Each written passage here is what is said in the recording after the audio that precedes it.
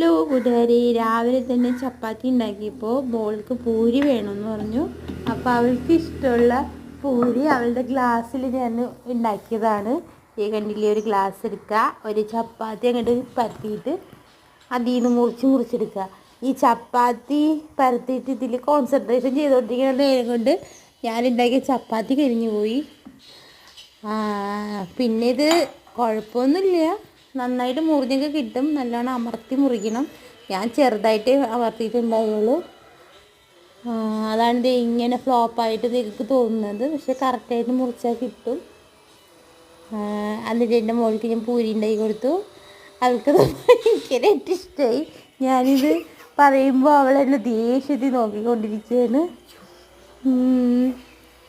അപ്പോൾ ഇന്ന് കുറച്ച് ഫ്ലോപ്പായിട്ടുള്ള വീഡിയോകളാണ്. കണ്ടില്ലേ, ലാസ്റ്റ് വരെ കാണുമ്പോഴാണ് ചപ്പാത്തി പൊരിഞ്ഞിരിക്കുന്നത് കാണാം. ഒന്നിൽ കോൺസെൻട്രേഷൻ ചെയ്തുകൊണ്ടിരുന്നപ്പോൾ ചപ്പാത്തി മറിച്ചിടാൻ ഞാൻ മറന്നുപോയി.